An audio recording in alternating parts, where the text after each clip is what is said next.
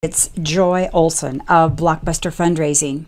You know, last weekend I was breezing through messages and Twitter and Instagram and checking up on all the latest and greatest nonprofit fundraising news and tweets. And I saw a flash before me, and I wish I would have kept it.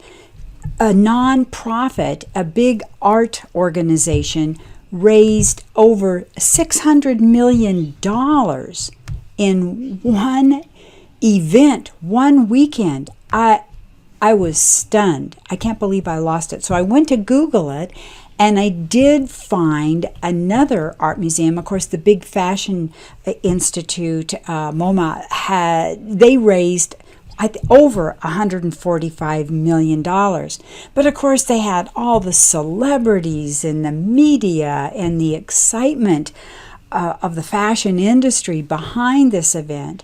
But the point that I was thinking is how hard we work in our small nonprofit organizations to bring in money, and all the things that we have to do, and how we're constantly evaluating, doing quantitative analysis on what we should be doing to achieve and surpass our goals. So I thought, I'm going to go in and research that and see. I know what I think, but what I think, it's what do the experts say? The people that really know about time management for small nonprofits. One such person is Pamela Grow. And so I got this article, this blog, and it's from years ago. But I thought it was really spot on, because I think that we're all looking for the answer. If we are a smaller shop, well, what actually should I each month be concentrating on? What should I do today? What do I allot my time to? Well, Pamela Grow says that if you're a one-person development and communications department in a busy nonprofit organization, you are absolutely aware of how challenging it can be. Your job title, this is what people are expecting you to do. You're the individual giving manager. You're the event planner, for heaven's sakes. You got to be writing those grants. You're the grant writer, the database manager. Oh boy, director of stewardship, all that relationship building. And after all, you should be a public relations director. And nowadays, oh my goodness, social media manager. And in some nonprofits, you got to be the webmaster too. Oh my gosh. Well, how do you keep it all together? Or do you? Pamela Grow says that studies have shown that multitasking flat out does not work. She says, you know it yourself. When you're responding to emails while simultaneously writing your new appeal letter and simultaneously running queries on your database to make sure your segmentation is right for your letter, you're not giving your best to any one of those tasks. So, she says, the truth is, by doing less, you might accomplish more.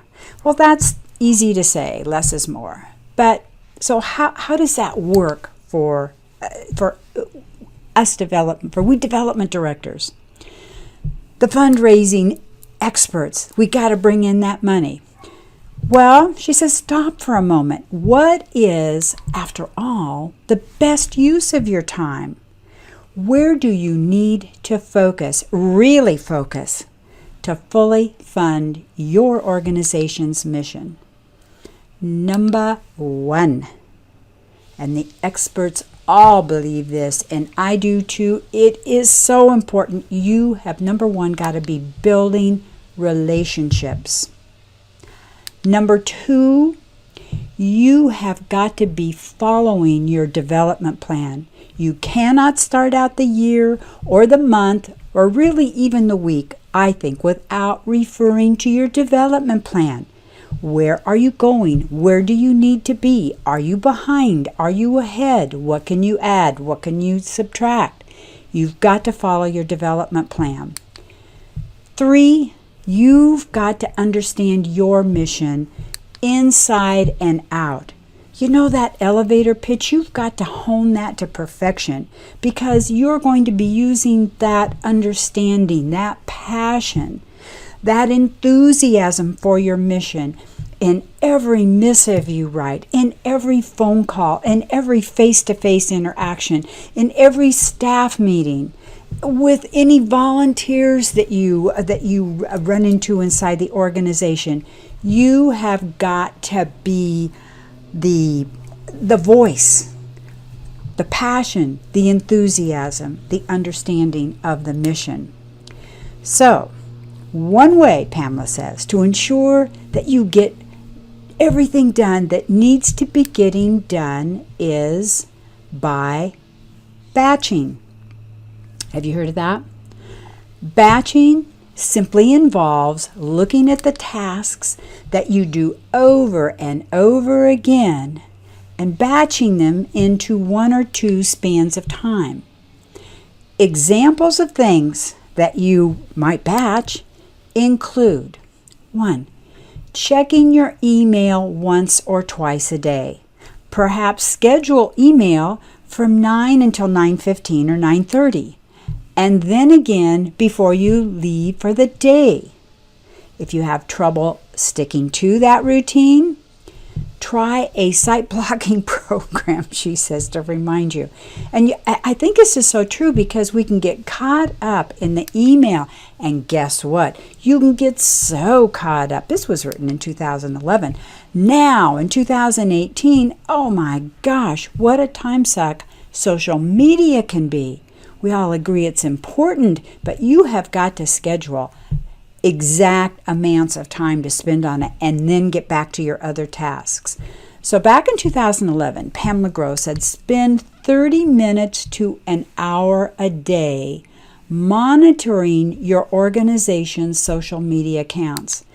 That to me is really interesting, because in 2018, my gosh, social media is so important to so many of us, and our peer-to-peer fundraisers, and wow, but it can definitely be a huge time suck. So you've got to schedule it. And when can you schedule daily or weekly calls to donors to thank them for their support? Hey, that to me, as a development director, I think is the most important scheduling of time. Do not shirk or back away from calling your donors. That is a beautiful way, a personal way, a warm and welcoming, a communicating what's happening, and we're so happy you're involved. You want to keep your donors close to the organization. Call with a happy news and excitement. How are you doing? What's going on? We had something that just happened that made me think of you, because I know you love such and such. Make those calls. I think that is the surest way to huge success as a development director. All right, well, back to Pamela Gross' ideas for us to be super time managers in a small shop. She asks the question, what are weekly and monthly habits that will bring you closer to your goals? All right, listen up, because this lady is the queen of nonprofit time management. She says, schedule an hour once or twice a day or half a day a week dedicated solely to foundation prospect research. Okay? She says, next, eliminate meetings whenever possible. Boy, I tell you, I'm an expert at that. I would almost do anything rather than go to a meeting. Your staff meetings, I think, are terribly important, because you want to spread the culture of how important the fundraising is, how important donor relationships are, how important that whole culture is. And you want to make sure that your staff is really, you can wrap their arms around that warm and fuzzy feeling. So those are really important meetings, and besides, you can't skip those. But I really do agree, don't join a million organizations and eliminate meetings whenever possible. I truly believe that that's a huge stepping stone to success. All right, next she says, free 3 to 4 hours a week when you'll connect with program staff. Take donors or board members to lunch. And this is a lot about feedback. Really, you want to constantly get feedback. What are your staff? What are your donors? What are your board members seeing and feeling? And get them to talk to you, because getting feedback is strategic to getting to your goals. Pamela Grow says, buy yourself a timer and use it. A lot of us can just use our Apple Watch. A task that you might think takes you 3 hours might in reality take 1, especially if you're not stopping to check your messages or your Facebook or your Instagram or your email. Learn where your time goes. All right. Her next big idea for you for time management is delegate. I don't think I'm really great at delegating. How about you? And she says a word about delegating. She says, I've seen way too many organizations delegating responsibilities they haven't taken the time to understand. Wow, big mistake. Big mistake. I think back in 2009 when I was the development director at a smaller organization where marketing wasn't interested in social media. I, on the other hand, felt like social media was really going to one day be the avenue to fundraising success. I took the time in the evenings and weekends to study and try to understand social media. I found mentors like Mari Smith. Way back in John Hayden was around who had lots of good things to say about specifically nonprofits and social media. And Instagram wasn't even hardly around in 2009. But listen, I think that if you're going to delegate responsibilities in an area, you need to understand what goes into it, so you really have a sense of whether the person that you've outsourced this to understands. And besides that, you've got to have a sense of what works and what doesn't work so you can guide them. So she says, Pamela Grow says, when you're thinking about delegating, think social media or website development. This is what leads to organizations spending thousands of dollars when actually they could have paid $500 and get better functionality and control. And control is a big thing. So just like your website, you have got to really understand what you need on your website, how everything works, the links, and you've got to take the time to check it. You've got to understand why you are in social media and where your donors are. So she says, I'd be very leery about outsourcing your social media, particularly without a solid understanding of your motivations and goals for social media. So, that being said, we will move on to think creatively. I love this advice. And she talks about perhaps using different outsourcing for smaller jobs, like perhaps creating an edible PDF survey or a logo design or compiling results, Excel worksheets, you name it. I have, as a solo entrepreneur, outsourced often, and I love it. And I use Upwork, and there's so many good ones out there. But it does keep me more on course. And I think, well, now I need a logo design, and I have an idea of what I want. Am I going to spend the next week and a half honing it and refining it and rethinking it and blah, blah, blah? Let me just put my ideas down on paper and outsource it. So whenever you're tempted to veer off course for this new idea, remind yourself, how does this factor in to my development plan? Is this what I really need to be doing right now? All right, so those are Pamela Groh's ideas. And she has a Simple Development Systems Successful Fundraising for the One-Person Shop. It's a book that she wrote and for the small fundraising departments. And I'll put up a link to that. I've got that, and you download it. It's a digital book. And I'll try to, if you're interested in this, put comments in that you are a small shop and you'd like more hints on how to manage your time.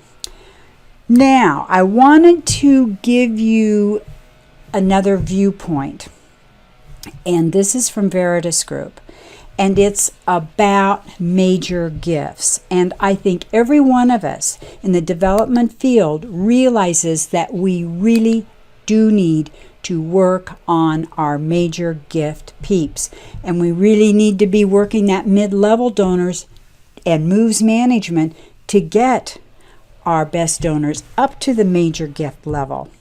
Well, they wrote this cool blog, I think it was about a year ago, or maybe more recently, but you are not too small, because I think a lot of people that have small organizations feel like they just are too small to have a major gift program.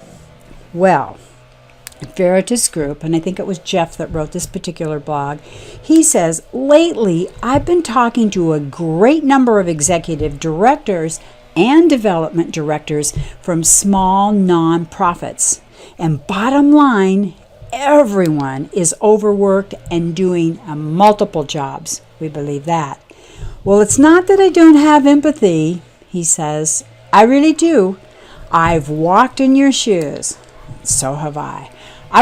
Jeff says, I was a development director for 2 small nonprofits over a course of 8 years. I had a staff of 1, me, with my first nonprofit, and a staff of only 1 other person in my other job. It's exactly, I could say the exact same thing for me. And he says, I know what it's like to be pulled in a million different directions and expected to be good at all of them. But in both of those experiences, I learned that I had to carve out time for major gifts. Why? Because that is where the net revenue came from. I remember very clearly how I came to realize this. Listen to this story. Jeff says, I was spending a ton of time writing, printing, and actually stuffing envelopes to get a mailing out one day. Can't you relate? Oh my gosh. So many envelopes, so much stuffing. Well, Jeff's boss came in and he said, why are you spending so much of your week doing this kind of work when you should be out there talking to this donor and that donor who could give us 10 times the amount that this mailing is going to bring in? Good question. He said, get a volunteer to get this mailing out. Jeff said, that hit me like a ton of bricks. Of course, his boss, he said she was right. I was so down in the weeds of getting a mailing out, I didn't step back to think about what would be a more effective use of my time. From that day on, I prioritized my work as a small shop development director, and here is how it broke down. This is magic. Major gifts, planned gifts, direct response mail. And of course, that nowadays can include both your direct mail and your emails. And then comes donor response, thanking your donors, your newsletters, etc. Then lastly, events. And he says, very limited time on events. And he allocated about 40% of his time just on major gifts. So that meant that Jeff used other people and volunteers, he delegated, to help me in all the other areas. But he implemented major gifts himself, along with managing my executive director. That's what he says. The result was that I dramatically helped bring in more overall revenue, and thus net revenue for the nonprofit organization. Get this, about 50% more revenue. So when he started his second development director position, he implemented this success story immediately and saw the same results. The nonprofit organization saw this and hired me an assistant so I could spend even more time on major gift work. That investment of $30,000, which was a lot at the time, he said, yielded and added $150,000 in revenue compared to the previous year. That's the direct focus on major gifts. And I'm sure you're aware of Veritas Group, and that's where their focus is helping you get to primo major gift department. He says, I remember this. Who wouldn't remember an additional $150,000 over the previous year? He says, I remember this because I presented it to the board after the first year to prove that $30,000 investment for added help was worth it. So if you are either an executive director or a development director of a small organization, here is what you can do immediately to focus more of your time on major gifts and start caring for your donors. Are you ready? Reprioritize your work. Take the position that you are going to spend 30 to 40% of your time on major gifts. Now, set up systems. Automated volunteers, other staff to take on your direct response strategies. You'll remain the strategic person behind it, but allow others to implement it. And Jeff says, if you allocate 30 to 40% of your work to major gifts, then you can safely cultivate and steward around 50 major donors. That's it. With that portfolio, that caseload of 50 donors that you're working for on major gifts, and if you're a real small shop, maybe that's 50 donors that you're working to get to that level of what everybody has a different level for major gift peeps. But with that portfolio of 50 donors, you have to tier them A to C. This allows you to focus your major gift correctly. So the people that your caseload that you'll be working with for major gifts, they're not all at the same level.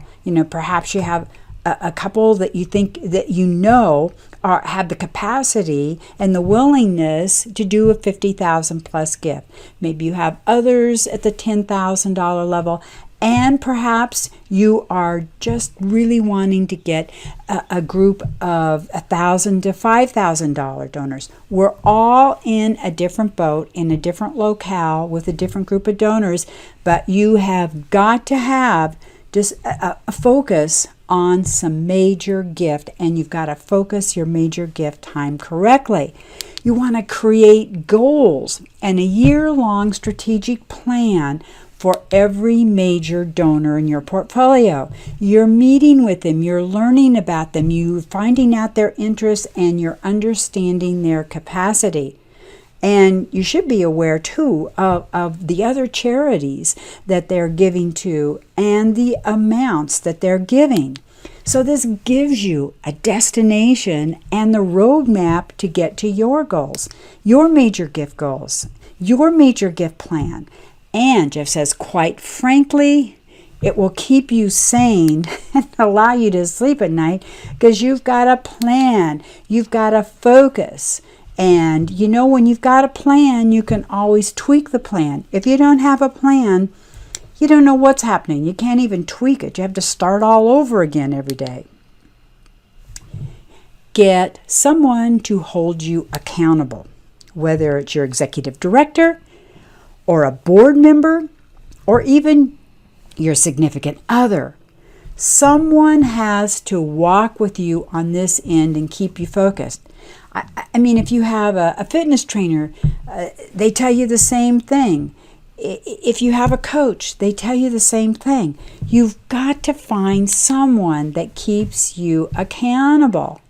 Otherwise, Jeff says, I guarantee you, you will lose your way and allow the busyness and the urgency to drive what you do each and every day instead of staying focused on your plan. He says, look, before I reprioritize, let me go back to that. Before he reprioritized his work, he didn't think that this was even going to be possible until he actually did it. And it had a dramatic effect on the revenue. First time with just him, 50%. When they added an extra person to that department, $150,000. Whoa. Additional fundraising goal. That was major gift money. So that one moment of clarity from his boss saying, get volunteers to do stuff these envelopes, it changed the course of his career because he started working smarter.